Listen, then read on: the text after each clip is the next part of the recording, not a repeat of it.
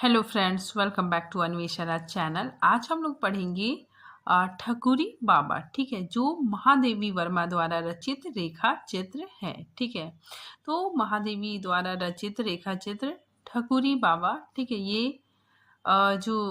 ये टॉपिक हमारे सिलेबस में है। ठीक है, तो आज हम लोग ठकुरी बाबा, ठीक है, इसको पूरे डिटेल से पढ़ेंगे। ठीक है, देखिए इसका प्रकाशन वर्ष 1943 ईस्वी है। ठीक है, तो सबसे पहले हम लोग महादेवी वर्मा, ठीक है, इनके बारे में, लेखिका के बारे में जानते हैं। ठीक है, तो देखिए महादेवी वर्मा का जन्म सन 1907 ईस्वी को फर्रुखाबाद उत्तर प्रदेश में हुआ। ठीक है, आगे देखिए, ये हिंदी साहित्य में छायावादी युग के 4 स्तंभों में से एक मानी जाती है।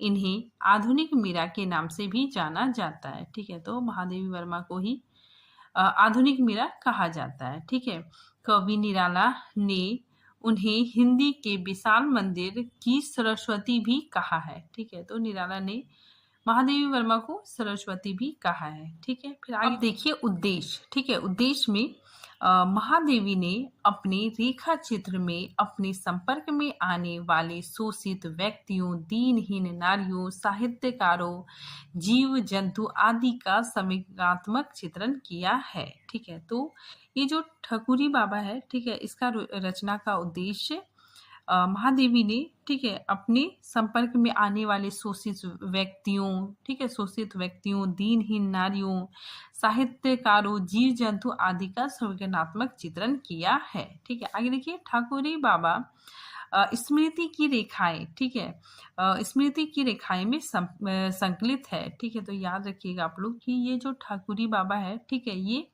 स्मृति की रेखाएं में संकलित है। ठीक है, जो 1943 ईस्वी में प्रकाशित हुआ था। ठीक है, आगे देखिए, स्मृति की रेखाएं में संकलित निम्नलिखित संस्करण। ठीक है, तो इन स्मृति की रेखाएं में ये सारे संस्करण संकलित है। ठीक है, कौन कौन है देखिए, भक्तिन, चीनी फेरी वाला, ठीक है, पर्वत पुत्र, मुन्नी की माई, ठकुरी बाबा। ठकुरी बाबा देखिए ये 5वें नंबर में आता है। ठीक है, बीबिया, गुंगिया आदि। ठीक है, फिर आगे देखिए, ठकुरी बाबा साधारण अर्थ में रेखा चित्र ही नहीं, महादेवी ने इसके माध्यम से ग्राम्य समाज के उस हिस्से के सामाजिक दशा का यथार्थ चित्रण किया है। ठीक है, मतलब ग्रामीण जीवन का, ठीक है, ग्रामीण जीवन का यथार्थ चित्रण किया है। ठीक है, जो जीने के लिए जरूरी बुनियादी साधनों से भी वंचित है। ठीक है, मतलब ग्रामीण जीवन के जो गरीब लोग हैं, ठीक है, उसकी जो बेसिक जरूरतें होती है, ठीक है, बुनियादी साधन से भी वे लोग वंचित रहते हैं। ठीक है, मतलब रोटी कपड़ा और मकान भी उन्हें नहीं मिलता है। ठीक है, लेकिन इसके बावजूद भी उनमें गहरी मानवीय सहानुभूति, ठीक है, करुणा, जीवन राग और कर्मठता मौजूद है। ठीक है, मतलब इतने गरीब होने के बावजूद भी, ठीक है, ग्रामीण लोग होते हैं, ठीक है, इतने गरीब, मतलब उसमें उनमें आर्थिक स्थिति, ठीक है, अच्छी नहीं होती है, उसके बाद बावजूद भी उनमें सहानुभूति, ठीक है, करुणा, प्रेम, जीवन राग आदि चीजें मिलती है। ठीक है, फिर आगे देखिए रेखा चित्र। ठीक है, देखिए रेखा चित्र का मतलब क्या होता है।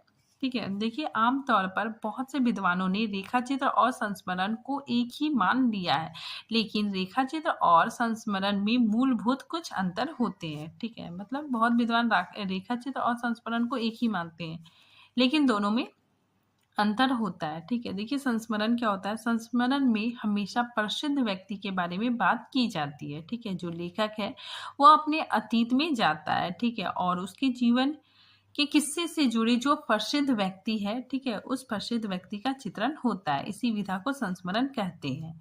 ठीक है, जबकि रेखा चित्र में आमतौर पर प्रसिद्ध व्यक्ति का चित्रण नहीं होता है, बल्कि सामान्य व्यक्ति का चित्रण किया जाता है।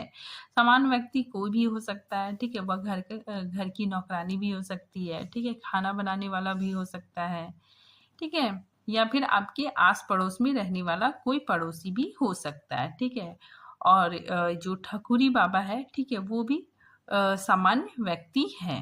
रेखा चित्र सत्यता के निकट होता है, ठीक है। तो रेखा चित्र में जो सत्य है, ठीक है, उसी का वर्णन किया जाता है। तो रेखा चित्र सत्यता के निकट है, इसमें आप काल्पनिक चीजों का सहारा नहीं लेते हैं, ठीक है। यथार्थपूर्ण घटना का वर्णन ही रेखा चित्र में किया जाता है। अब देखिए महादेवी वर्मा की कविता संग्रह, ठीक है। तो इनका कविता से संग्रह निहार, रश्मि, नीरजा, यामा, सांध्य गीत, दीपशिखा, सप्तपर्णा, ठीक है, प्रथम आयाम और अग्नि रेखा है, ठीक है। और इनका संस्मरण और रेखा चित्र अतीत के चलचरित्र, ठीक है, स्मृति की रेखाएं, देखिए स्मृति की रेखाएं में ही ठकुरी बाबा इसमें संकलित है, ठीक है। फिर आगे देखिए पथ के साथ ही मेरा परिवार, ठीक है। अब देखिए ठकुरी बाबा से महादेवी वर्मा की भेंट प्रयाग के कल्पवास के दौरान हुआ था, ठीक है। अब देखिए कल्पवास क्या होता है, ठीक है, इसको हम लोग अच्छे से समझते हैं। देखिए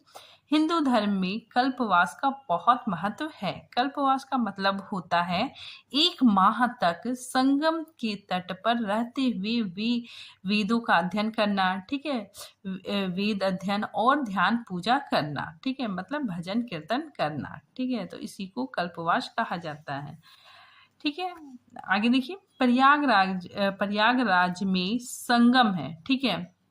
संगम मतलब कि जहाँ गंगा यमुना का संगम होता है, ठीक है। सरस्वती विलुप्त मानी जाती है, ठीक है, मतलब सरस्वती जो नदी है, ठीक है, वो अब विलुप्त हो गई है, ठीक है। और वहाँ पे गंगा यमुना का संगम होता है, ठीक है। तो इन तीनों नदियों का मिलन संगम कहलाता है। हर वर्ष माघ मेला वहां आयोजित किया जाता है, ठीक है। मकर संक्रांति के अवसर पर वहां स्नान, ठीक है, स्नान और पूजा किया जाता है, ठीक है। फिर आगे देखिए माघ का महीना आता है, ठीक है। बहुत से लोग जिन्हें धर्म में गहरी आस्था है, ठीक है, धर्म में बहुत आस्था है, भौतिकता से दूर, ठीक है, मतलब भौतिक चीजों से दूर सादगी के साथ जीवन यापन करते हैं, ठीक है। लंबे समय तक 1 महीने संगम के किनारे रहते हैं, ठीक है। तो ये जो धार्मिक लोग होते हैं, ठीक है, वो 1 महीने तक संगम के किनारे रहते हैं, ठीक है। तो संगम के किनारे टेंट लगा होता है, ठीक है, उनमें से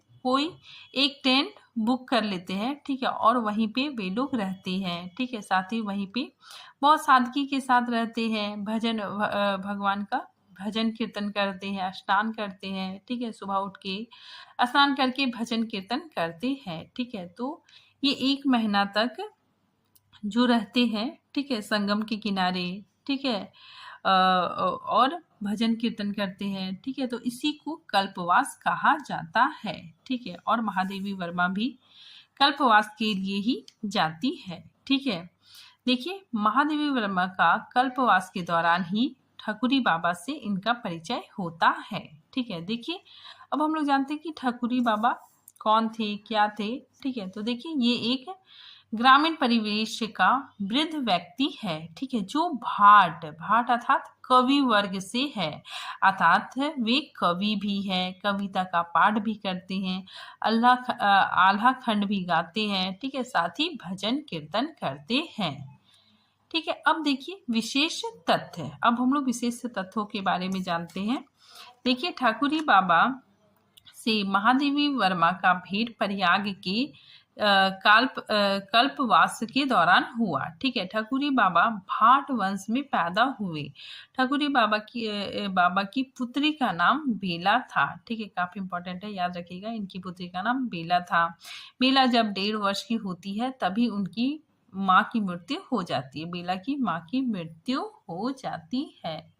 ठकुरी बाबा सौदपुर गांव के रहने वाले थे, ठीक है। वहां से माघ मेला प्रयाग 33 मील दूर था, ठीक है। अब देखिए ठकुरी बाबा संस्मरण के मुख्य पात्र, ठीक है। तो देखिए प्रमुख पात्र कौन कौन है। भक्तिन कौन थी, महादेवी वर्मा की सेविका या परिचालिका, ठीक है। फिर लेखिका ठकुरी बाबा, ठकुराइन, सहुआइन, ठीक है, काछी, पंडित जी, पंडिताइन, बूढ़ी मौसी और जमाता आदि, ठीक है। तो ये सारे प्रमुख पात्र है, ठीक है। अब हम लोग पढ़ते हैं ठाकुरी बाबा रेखा चित्र की समीक्षा। ठीक है, अब हम लोग समीक्षा पढ़ते हैं। देखिए, महादेवी के कल्पवास की कुटिया में संक्रांति के एक दिन पहले संध्या समय ग्रामीण यात्रियों का एक दल घुस आया। ठीक है, तो देखिए यहाँ पे शुरुआत होता है कि महादेवी वर्मा कल्पवास के लिए जाती है। ठीक है, मतलब वो अपना संगम के किनारे एक टेंट बुकिंग करके वहां रहने लगती है। ठीक है, तभी उनका जो कुटिया है, ठीक है, जो टेंट है, ठीक है, वहां पे मतलब ग्रामीण यात्रियों का दल आ घुसता है। ठीक है, एक वृद्ध सज्जन ठाकुरी बाबा, ठीक है, जो ठाकुरी बाबा है वो कल्पवास में ठहरने की अनुमति महादेवी से मांगते हैं। ठीक है, तो जब वो अनुमति मांगते हैं, ठीक है, उस वक्त जो भक्तिन होती है, ठीक है, वो बहुत ज्यादा क्रोधित होती है। ठीक है, वो लोगों को डांटती है। तो उसके बाद फिर महादेवी वर्मा आती है। ठीक है, उसके बाद फिर महादेवी वर्मा उन्हें मतलब रहने की अनुमति दे देती है। ठीक है, तो उसी चीज को यहाँ पे लिखा गया है कि कल्पवास में ठहरने की अनुमति महादेवी वर्मा से ठाकुरी बाबा मांगते हैं। वृद्ध ठाकुरी बाबा के स्वर में बहुत अपनापन और माधुर्यता होता है। ठीक है, जिससे लेखिका प्रभावित होती है और उन्हें ठहरने की अनुमति देती है। लेखिका की पर्णकुटी कोलाहल से परिपूर्ण हो जाती है। ठीक है, क्योंकि ठाकुरी बाबा पूरे मतलब दल के साथ आते हैं। ठीक है, कुल मतलब 12-14 आदमी होते हैं। ठीक है, लोग होते हैं। इसकी वजह से वहां पे पूरा कोलाहल शोरगुल मच जाता है। ठीक है, तो इसीलिए यहाँ पे बताया जा रहा है कि लेखिका के पर्णकुटी कोलाहल से परिपूर्ण हो जाती है। इस बूढ़े बाबा ने पर्णकुटी के बरामदे में, ठीक है, बरामदे में अपना पूरा आडंबर फैला लिया। इन ग्रामीण लोगों को आपस में बहुत ही प्रेम सद्भावना था। ठीक है, मतलब ये जो ग्रामीण लोग आए थे, ठीक है, ये देखने में तो थोड़ा मतलब गरीब लगते थे, लेकिन ये लोग मतलब आपसी प्रेम के साथ रहते थे। ठीक है, एक दूसरे के सुख दुख का ख्याल रखते थे। इन लोगों में बहुत ही अपनापन है। ठीक है, सभी एक दूसरे का ख्याल रखते हैं, एक साथ रहते हैं। धीरे धीरे लेखिका को भी इन लोगों से बहुत ही स्नेह हो गया। ठीक है, इन लोगों के बीच लेखिका भी घुल मिल जाती है। ठीक है, और उसमें ठाकुरी बाबा का स्वभाव बहुत ही निश्चल और सहज है।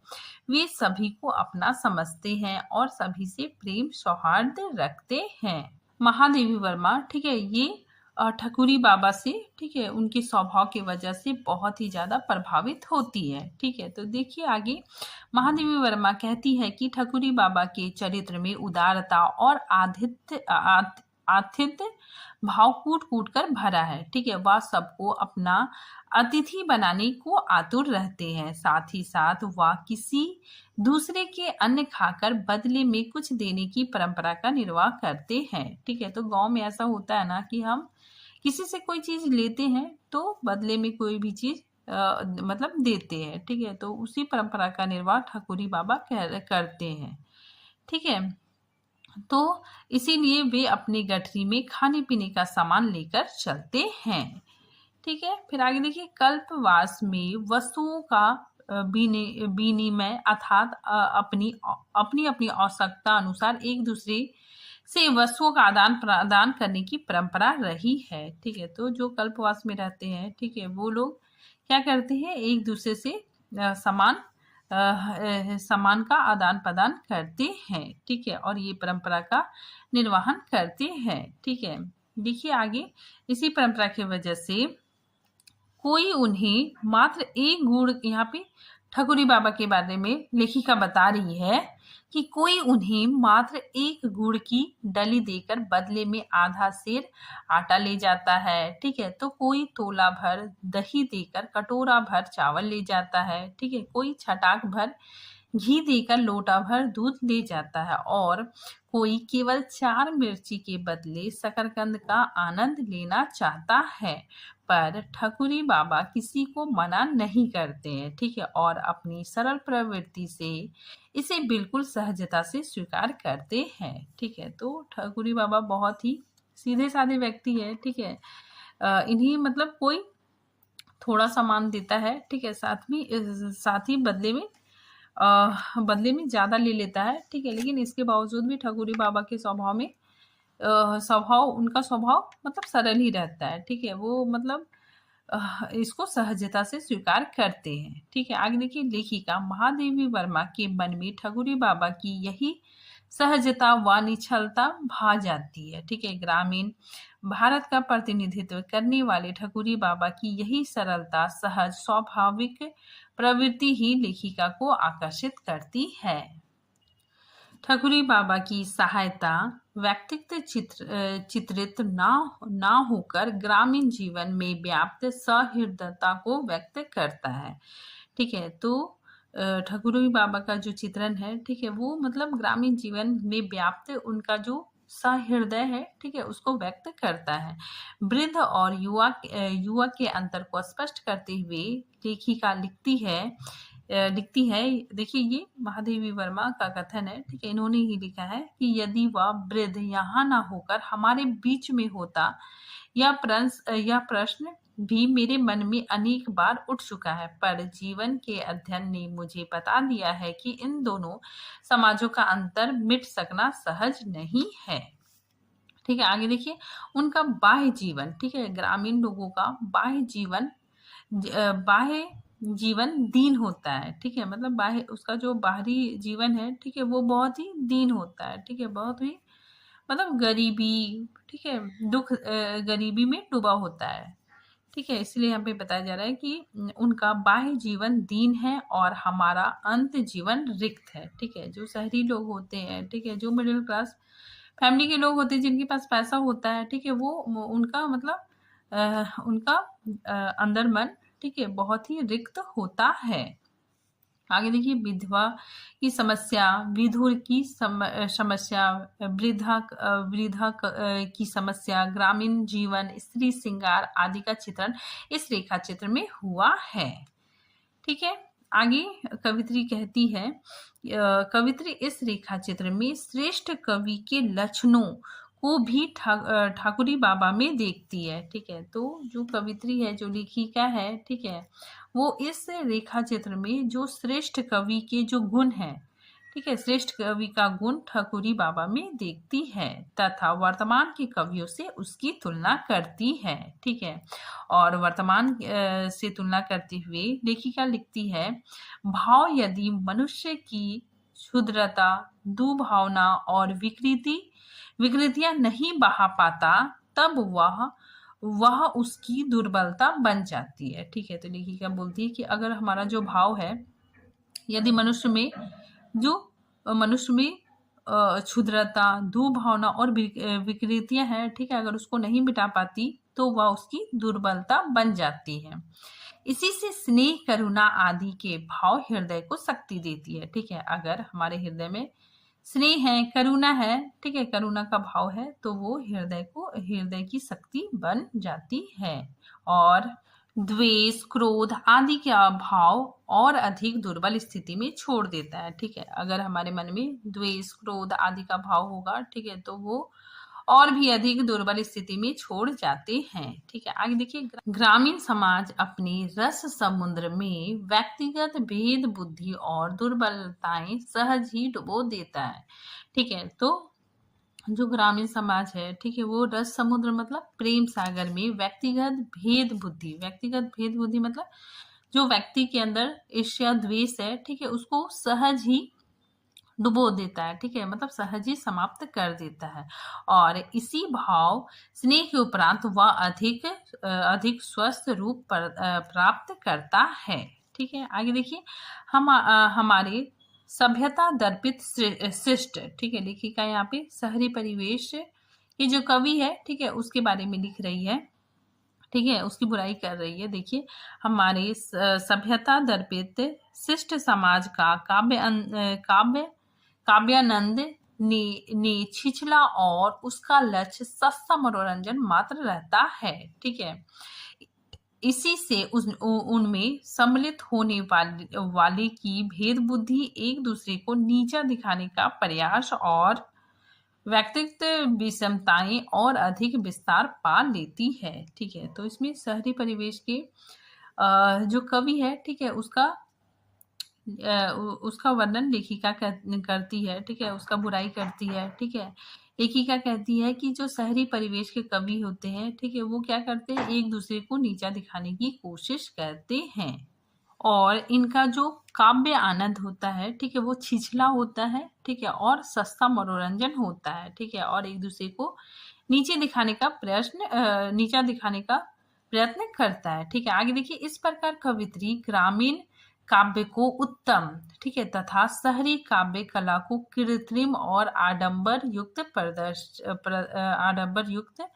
प्रदर्शित करती है, ठीक है। आगे देखिए, इस रेखा चित्र में एक वृद्धा ठकुराइन, एक सहुआइन, एक विदुर काची तथा एक ब्राह्मण दंपति के जीवन का वर्णन कर महादेवी जी ने जीवन की समस्याएं व विषमताओं का उल्लेख किया है, ठीक है। अब देखिए निष्कर्ष रूप से, ठीक है, निष्कर्षता इस रेखा चित्र के माध्यम से महादेवी वर्मा ने ठाकुरी बाबा के जीवन के माध्यम से ग्रामीण जीवन की शिष्टता, ठीक है, सदाचार, भल मानुषता और भोलेपन का चित्रण किया है, ठीक है। तो इस रेखा चित्र के माध्यम से महादेवी वर्मा ने, ठीक है, जो ग्रामीण जीवन है, ठीक है, उसका सदाचार, उसका भोलापन इत्यादि चीजों का वर्णन किया है, ठीक है। महादेवी वर्मा ने अपने रेखा चित्र में ग्रामीण जीवन का यथार्थ चित्रण किया है। ग्रामीण लोग गरीब होते हैं, उनका रहन सहन सीधा साधा होता है, परंतु वे अच्छे गुणों के भंडार होते हैं। उनका जीवन अभाव से भरा हुआ होता है, परंतु उनके बीच प्रेम सद्भावना सौहार्द होता है। ग्रामीण समाज में नारी की स्थिति अच्छी नहीं होती है, उनका पारिवारिक और सामाजिक शोषण होता है। ग्रामीण लोग रूढ़ी परंपरा के कट्टर अनुयायी होते हैं, उनमें पूजा पाठ, अंधविश्वास, जाति भेद की भावनाएं दिखाई देती है, ठीक है। तो ग्रामीणों में अंधविश्वास, ठीक है, जाति भेद इत्यादि चीजें देखने को मिलती है। लेखिका ने नारी जीवन के विविध समस्याओं का यथार्थ अंकन किया है, समाज को समस्याओं के प्रति सचेत करने का प्रयास किया है, ठीक है। अब देखिए महत्वपूर्ण उद्धरण, ठीक है, मतलब महत्वपूर्ण पंक्तियां देखिए। बूढ़े ठाकुरी बाबा भाट वंश में अवतरित होने के कारण कवि होने के कारण मेरे सजाती कहे जा सकते हैं, ठीक है।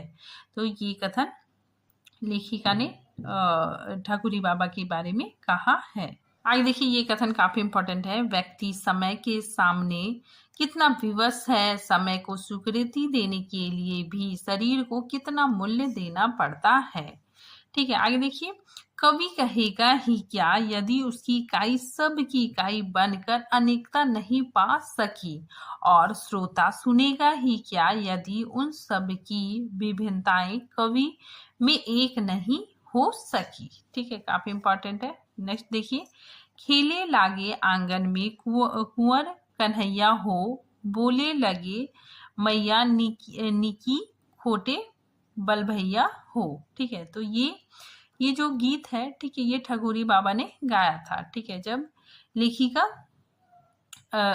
अपने मतलब अपना पन्नकुटी में, ठीक है, पूजा रखती है, ठीक है, तो उसमें जो ठाकुरी बाबा है, ठीक है, वो गीत गाते हैं, काफी फेमस है, ठीक है, मतलब इम्पोर्टेंट है, याद रखिएगा आप लोग, ठीक है। नेक्स्ट देखिए, चलत प्राण काहे रोई राम, ठीक है। फिर नेक्स्ट, क्योंकि अर्थ ही इस युग का देवता है, ठीक है, काफी इंपॉर्टेंट कथन है, याद रखिएगा आप लोग। नेक्स्ट है, कभी भी हार ना मानने का शपथ लेकर बैठते हैं, ठीक है, वह नहीं सन्ने चाहते तो इसे सुनिए, यह मेरी नवीनतम कृति है, ठीक है, ध्यान से सुनिए, आदि आदि कहकर वह पंडों की तरह पीछे पड़ जाते हैं, ठीक है, काफी इंपॉर्टेंट कथन है।